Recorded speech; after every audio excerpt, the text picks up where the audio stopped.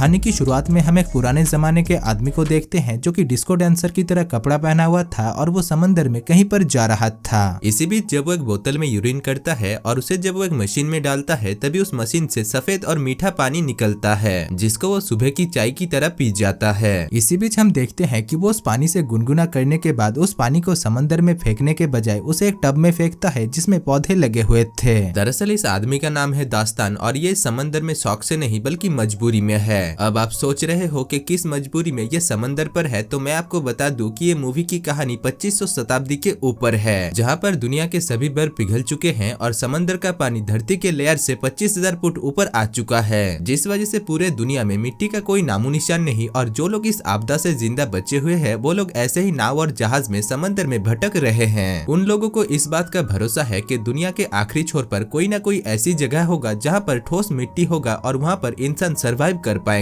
इसीलिए वो लोग उस ठोस मिट्टी के तलाश में भटक रहे हैं। इसी दौरान दास्तान समंदर में कुछ खाने की तलाश में जाता है और काफी देर तक मछली ढूंढने के बाद भी उसके हाथ में कुछ भी नहीं लगता। और वो जब अपने जहाज के ऊपर आता है तभी वो एक दूसरे नाव को देखकर उससे बात करने की कोशिश करता है। वो कहता है कि समंदर में अगर कोई अजनबी एक दूसरे के साथ मिलते हैं तो वो लोग एक दूसरे का सामान अदला बदली करते हैं, लेकिन वो आदमी उसके साथ कोई भी सामान की अदला बदली करने से मना कर देता है और कहता है कि मैं भिखारियों के साथ अपनी कीमती सामान को अदला बदली नहीं करता। दरअसल उस आदमी ने दास्तान के जहाज से एक संतरा चुराया है और इसीलिए वो दास्तान को इग्नोर करके वहाँ से जाने लगता है। लेकिन तभी वहाँ पर दो समुद्री लुटेरे भी आ जाते हैं, जिसको देखकर वो आदमी दास्तान को वो संतरे दिखाकर अपने बोट को लेकर वहाँ से भागने लगता है। पर दास्तान को जहाज चलाना काफी अच्छी तरीके से आता था, इसीलिए वो अपने जहाज को उस आदमी के नाव के पीछे भगाता है और आखिर में वो उस नाव को बहुत बुरी तरीके से तोड़कर वहाँ से चला जाता है। दूसरी तरफ हम उन दोनों लुटेरों को देखते हैं जो कि हाथ में AK-47 लेकर उस आदमी को पकड़ लेता है और उसे जान से मार डालता है। इसके बाद दास्तान अपने जहाज को लेकर समंदर के ऊपर मौजूद एक कबीले के पास जाता है और अपने पास मौजूद कुछ कबाड़ी के सामान को उन्हें दिखाता है। यहाँ पर उनका सरदार वो सामान लेने से मना कर देता है और कहता है कि हमें इन सामानों की कोई भी जरूरत नहीं है। दरअसल ये जगह इस समंदर का स्टेट बैंक है, जहाँ पर सारे व्यापारी बिजनेस करने के लिए आते हैं, जहाँ पर उन लोगों के सामान के बदले में उन्हें पैसे मिलते हैं। यहाँ पर दास्तान उन्हें अपने पास रखी हुई मिट्टी को दिखाता है और वो लोग अपने टीन पत्ती के दरवाजे को खुल जा सिम कहकर दास्तान के लिए खोल देते हैं। असल में चारों तरफ पानी होने की वजह से मिट्टी की कीमत अभी सोने से भी ज्यादा है और वो लोग इस मिट्टी से अनाज की खेती कर सकते हैं, इसीलिए वो लोग उस मिट्टी को वजन करते हैं और दास्तान को उस मिट्टी के लिए 4 टक्का देते हैं। लेकिन दास्तान उनसे कहता है कि इस मिट्टी के लिए उन्हें 4 टक्का नहीं बल्कि 8 टक्का देना होगा, जिसको सुनने के बाद वो लोग मान जाते हैं। इसके बाद दास्तान उन पैसों को लेकर एक दुकान पर जाता है जो कि सिर्फ एक नाम का ही दुकान था, क्योंकि उस दुकान में ऐसा कोई भी सामान नहीं था जिसको दास्तान खरीद सके। इसीलिए दास्तान वहाँ पर पैसे देकर पानी पीता है और टमाटर का एक पेड़ खरीदता है, जिसके लिए उसे अपने आधे सिक्के उस दुकानदारिनी को देना पड़ता है जिसका नाम थी देवसेना। अब दास्तान जब अपने सामान को लेकर वहाँ से जा रहा था तभी कबीले के कुछ लोग उसके पास आकर उसे उस कबीले की एक लड़की के साथ संबंध बनाने के लिए कहते हैं और साथ ही साथ वो लोग ये भी कहते हैं कि ये लड़की जब तुम्हारे बच्चे की माँ बन जाएगी तब तुम हमारे जहाज की सभी कीमती सामान को लेकर यहाँ से जा सकते हो। दरअसल वो लोग दास्तान को उस लड़की के साथ संबंध बनाने के लिए इसलिए कह रहे थे क्योंकि दास्तान काफी शक्तिशाली मर्द है और उसका जो बच्चा पैदा होगा वो भी काफी शक्तिशाली होगा। लेकिन दास्तान उस लड़की के साथ संबंध बनाने से मना कर देता है और वहाँ से जाने लगता है, जिस वजह से वो कबीले के लोग सोचते हैं कि शायद दास्तान कोई इंसान नहीं बल्कि जलपरा है, क्योंकि इतने दिनों तक अकेला रहने के बाद कोई भी मर्द किसी भी औरत के साथ संबंध बनाने से मना नहीं कर सकता है। इसीलिए वो कबीले के लोग दास्तान के ऊपर शक करके दास्तान को पकड़ लेते हैं और उनमें से एक आदमी देखता है कि दास्तान के कान के पीछे एक अजीब सा निशान है, जो कि दरअसल जलपरा के कान के पीछे होता है। इसलिए कबीले के सभी लोग मिलकर दास्तान को पकड़ लेते हैं। इसके बाद दास्तान को वो लोग एक पिंजरे में डालकर उसे पानी में डुबोकर मारने लगते हैं और यहाँ पर हमें पता चलता है कि वो लोग किसी भी इंसान को मारने के बाद उसे नहीं फेंकते बल्कि उसके शरीर को पिघलाकर खाद बनाते हैं, जिससे वो लोग पेड़ पौधे में डालकर फसल उगाते हैं। अब दास्तान को जब वो लोग पानी में डुबोकर मार रहे थे तभी उनके कबीले के ऊपर कुछ लुटेरे हमला कर देते हैं, जिस वजह से कबीले के सभी लोग इधर उधर भागने लगते हैं। यहाँ पर हम देखते हैं कि उन लुटेरों के पास बड़े बड़े महंगे महंगे हथियार से लेकर फाइटर जेट भी मौजूद था, जो कि यूक्रेन के पास भी नहीं था। वो लोग अपने महंगे महंगे हथियार से उस कबीले के ऊपर अंधाधुंध गोली चलाते हैं, जिससे वो कबीला पूरी तरीके से तहस नहस हो जाता है। इधर देवसेना दास्तान को डूबते हुए देखकर उसके पास आती है और उससे कहती है कि वो उसे बचा सकती है, लेकिन इसके लिए दास्तान दास्तान को उसे अपने साथ अपने जहाज में लेकर जाना होगा, जिसमें दास्तान मान जाता है और देवसेना की बेटी जिसकी नाम जूलिया थी उन दोनों को लेकर दास्तान जहाज में बैठकर वहां से निकल पड़ता है। यहाँ पर हमें पता चलता है कि जूलिया के पीठ के पीछे एक नक्शा है जो कि दरअसल उस जगह का नक्शा है जहाँ पर ठोस मिट्टी है, यानी जहाँ पर जमीन है। साथ ही साथ हमें ये भी पता चलता है कि दास्तान सच में एक जलपरा है और वो पानी के अंदर भी सांस ले सकता है। यहाँ पर दास्तान देवसेना से कहता है कि देवसेना और उसकी बेटी में से किसी को उसे मारना होगा, क्योंकि उनके पास पीने के लिए ज्यादा पानी नहीं है और अगर उनमें से कोई भी नहीं मरती है तो वो तीनों ही पानी की वजह से मारे जाएंगे। जिसको सुनने के बाद देवसेना काफी परेशान हो जाती है, लेकिन वो किसी तरीके से दास्तान को मना लेती है। दूसरी तरफ हम उस लुटेरों के सरदार को देखते हैं जिसका नाम गधेरा था और वो अपने साथियों से कहता है कि उसे वो बच्ची चाहिए जिसके पीठ के पीछे धरती का नक्शा है। अब गधेरा अपने सभी साथियों को जश्न करने के लिए उनकी तरफ सिगरेट फेंकता है। तभी एक बूढ़ा आदमी गधेरा से कहता है कि सरदार, जहाज का तेल अभी खत्म होने वाला है। जिसको सुनने के बाद गधेरा बावला हो जाता है और यहाँ पर हमें पता चलता है कि गधेरा अंधा होने के साथ साथ सनकी भी है, क्योंकि वो सिगरेट जलाने के बाद माचिस की तीली को पेट्रोल टैंक में फेंक देता है और इससे पहले कि जहाज का सत्यानाश होता वो आदमी उस माचिस की तीली को पकड़ लेता है और वो लोग बच जाते हैं। खैर यहाँ पर गधेरा अपने एयरफोर्स को उस टैटू वाली लड़की को पकड़ने के लिए भेज देता है। दूसरी तरफ हम दास्तान को देखते हैं जो कि अपने जहाज में देवसेना और जूलिया को लेकर जा रहा था, लेकिन तभी वहाँ पर वो एयरफोर्स आकर उनके ऊपर हमला कर देते हैं, जिसको देखकर दास्तान हथियार लाने के लिए जहाज के नीचे जाता है। इधर देवसेना को लगती है कि दास्तान उस एयरफोर्स को देखकर डर गया है, इसीलिए देवसेना वहाँ पर मौजूद एक हथियार से एक फाइटर प्लेन के ऊपर शूट करती है और वो रस्सी सीधा जाकर उस प्लेन में अटक जाता है, जिस वजह से वो प्लेन उस जहाज को चारों तरफ गोल गोल घुमाने लगता है और तभी वहाँ पर दास्तान आकर किसी तरीके से उस रस्सी को काट देता है, जिससे वो प्लेन फ्री होकर वहाँ से चला जाता है। अब क्योंकि देवसेना ने ही ये सब कुछ किया था, इसलिए दास्तान देवसेना के ऊपर गुस्सा होकर उसकी और उसकी बेटी की बाल काट देता है। इसके बाद जब वो लोग समंदर में भटक रहे थे तभी उन्हें एक दूसरा बोट नजर आता है, जिसको देखकर देवसेना दास्तान से कहती है कि हमें उस बोट के पास जाना चाहिए ताकि हमें उस बोट से खाने के लिए कुछ सामान मिल सके। लेकिन दास्तान उस बोट के पास जाना नहीं चाहता था, पर फिर भी वो देवसेना की बातों में आकर उस आदमी के पास जाता है। वहाँ पर पहुंचकर दास्तान को पता चलता है कि वो आदमी एक सनकी है और वो देवसेना को खरीदना चाहता है, लेकिन उसके पास उसके बदले में दास्तान को देने के लिए कुछ भी नहीं है। दूसरी तरफ वो आदमी दास्तान को कागज दिखाता है और क्योंकि कागज की कीमत अभी काफी ज्यादा है और दुनिया में कहीं पर भी कागज नहीं है, इसलिए दास्तान देवसेना को आधे घंटे के लिए उस आदमी को दे देता है। लेकिन जब वो सनकी देवसेना की वस्त्र हरण कर रहा था तभी वहाँ पर दास्तान पहुंच जाता है और उस सनकी से कहता है कि हमारा डील खत्म हो चुका है, जबकि उसे देवसेना के साथ 5 मिनट भी नहीं हुआ था। इसलिए उस सनकी का दिमाग सटक जाता है और वो एक चाकू लेकर दास्तान को मारने की कोशिश करता है, पर दास्तान काफी शक्तिशाली था, इसलिए उल्टा दास्तान ही उस आदमी को जान से मार डालता है। अब दास्तान को पता था कि देवसेना और जूलिया भूखी है, इसलिए दास्तान पानी में कूद जाता है और एक मछली को पकड़कर लाता है, जिसके बाद वो सभी मिलकर उस मछली का भोजन करते हैं। साथ ही साथ हमें यह भी देखने को मिलता है कि जैसे जैसे दिन गुजर रहा था, दास्तान और देवसेना के बीच दूरियां भी कम हो रही थी और वो दोनों काफी अच्छे दोस्त भी बन चुके थे। इसी दौरान एक दिन दास्तान देखता है कि उनके जहाज के पीछे एक नाव है, जिसको देखकर दास्तान को कुछ भी समझ में नहीं आता, पर जब देवसेना उस जहाज को देखती है तभी वो समझ जाती है कि वो जहाज समुद्री लुटेरों का है। इसीलिए वो दास्तान को बताती है कि वो समुद्री लुटेरे और वो लोग जूलियन के पीछे है, क्योंकि जूलियन के पीठ में दुनिया के आखिरी छोर में मौजूद धरती का नक्शा है। जिसको सुनने के बाद दास्तान देवसेना से कहता है कि ऐसी कोई भी जगह नहीं है। अब देवसेना कहती है कि हाँ होती है, क्योंकि उसे जब जूलिया मिली थी तब जूलिया के पास मिट्टी थी और मिट्टी सिर्फ धरती पर ही मिलता है। यहाँ पर हमें पता चलता है कि जूलिया देवसेना को पानी में बहते हुए मिली थी।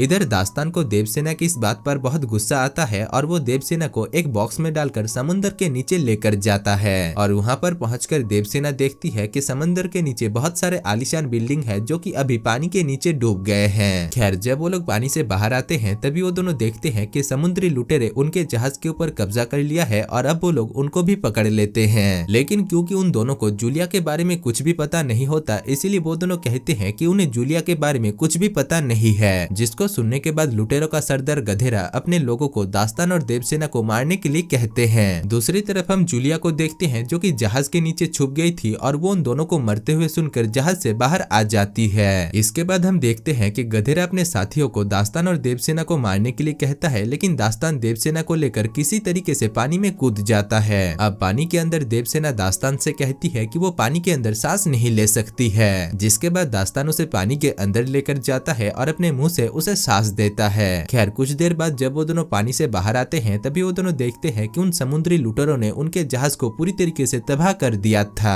अब क्योंकि उनके पास और कोई जहाज या बोट नहीं था, इसलिए उन्हें मजबूरी में उस टूटे हुए जहाज के टुकड़े पर ही किसी तरीके से रहना पड़ता है। इसी बीच वो दोनों एक दूसरे के साथ बात करते हैं और देवसेना दास्तान के ऊपर पिघल जाती है, जिस वजह से वो दोनों एक दूसरे के साथ रोमांस करते हैं। इसके बाद दास्तान को पानी के नीचे एक कागज मिलता है जो कि उस सन की आदमी ने उसे दिया था। उसको देखने के बाद दास्तान को पता चल जाता है कि सच में दुनिया के आखिरी छोर में जमीन है जहाँ पर इंसान जा सकते हैं, और उस जगह पर जाने का नक्शा और कोई नहीं बल्कि जूलियन के पीठ के पीछे है। इसीलिए दास्तान फैसला करता है कि वो किसी भी हालत में जूलियन को ढूंढ कर ही रहेगा। पर उसके पास जो जहाज था उसकी हालत ऐसा नहीं था कि वो उस जहाज को लेकर समंदर में कहीं पर जा सके। खैर तभी वहाँ पर एक आदमी उड़ते हुए गुब्बारे में आकर देवसेना को उसके नाम से पुकारने लगता है, और देवसेना जब उस आदमी को देखती है तभी देवसेना उस आदमी को पहचान लेती है। दरअसल वो आदमी देवसेना के कबीले में रहता था, इसलिए वो आदमी देवसेना और दास्तान को अपने उड़ते हुए गुब्बारे में बुला लेता है और दास्तान उस गुब्बारे में बैठकर समुद्री लुटेरों को ढूंढने लगता है। काफी देर तक ढूंढने के बाद दास्तान को समुद्री लुटेरों का जहाज मिल जाता है और दास्तान किसी तरीके से छुपते छुपते उनके जहाज के ऊपर चढ़ जाता है। अब दास्तान गधेरे के पास आकर कहता है कि जूलियन को मेरे हवाले कर दो, लेकिन गधेरा जूलियन को उसके हवाले करने से मना कर देता है और कहता है कि तुम्हें यहाँ से कोई भी जिंदा वापस लेकर नहीं जा सकता। जिसके बाद हम देखते हैं कि दास्तान अपने पास मौजूद एक बम को पेट्रोल टैंक के अंदर डाल देता है, जिससे वहाँ पर एक तेज धमाका होता है और कई सारे समुद्री लुटेरे मारे जाते हैं। इसके बाद दास्तान जूलियन को ढूंढने लगता है और तभी हम देखते हैं कि अंधेरा जूलियन को लेकर प्लेन में कहीं पर जाने लगता है, लेकिन इससे पहले कि वो वहाँ से निकल जाता तभी दास्तान वहाँ पर आकर किसी तरीके से उस प्लेन को क्रैश करवा देता है। दूसरी तरफ उस उड़ते हुए गुब्बारे वाला आदमी वहाँ पर आ जाता है और दास्तान और जूलिया को गुब्बारे के ऊपर चढ़ा लेता है। इसी बीच दास्तान देखता है कि उस जहाज में एक बड़ा सा धमाका होता है और सभी लुटेरे मारे जाते हैं। यहाँ पर हम देखते हैं कि गधेरा अभी तक मरा नहीं था और वो एक पिस्टल से दास्तान के ऊपर शूट करता है, लेकिन वो गोली दास्तान को नहीं लगता और जूलिया उस बैलून से नीचे गिर जाती है। पर इससे पहले कि गधेरा जूलिया को पकड़ लेता, दास्तान किसी तरीके से नीचे आकर जूलिया को ऊपर उठा लेता है और वो सभी लुटेरे एक दूसरे के साथ टक्कर खाने की वजह से वहाँ पर एक धमाका होता है और वो सभी लुटेरे मारे जाते हैं। अगले सीन में हम देखते हैं कि उस बुढ़े आदमी को नक्शा पढ़ना आता था और वो जूलिया के पीठ के पीछे जो नक्शा था उसे पढ़ लेता है, जिसके बाद वो लोग फाइनली उस जगह पर पहुंच जाते हैं जहां पर ठोस मिट्टी है। अब जमीन पर पहुंचकर वो लोग काफी खुश हो जाते हैं और उन्हें वहां पर एक झोपड़ी दिखने को मिलता है, जिसके अंदर घुसते ही उन्हें वहां पर दो कंकाल देखने को मिलती है, जो कि दरअसल और किसी की नहीं बल्कि जूलिया के माता पिता की है। वहाँ पर वो टैटू करने वाले हथियार भी है, जिसके ऊपर उन लोगों ने जूलिया के पीठ के पीछे एक धरती का नक्शा बना दिया था। खैर इसके बाद दास्तान उन सभी को वहीं पर ही छोड़कर वहाँ से जाने लगता है, क्योंकि दास्तान एक जलपरा है और वो पानी में रहना ही पसंद करता है। और दोस्तों इसी के साथ ही इस खूबसूरत मूवी की कहानी खत्म हो जाती है।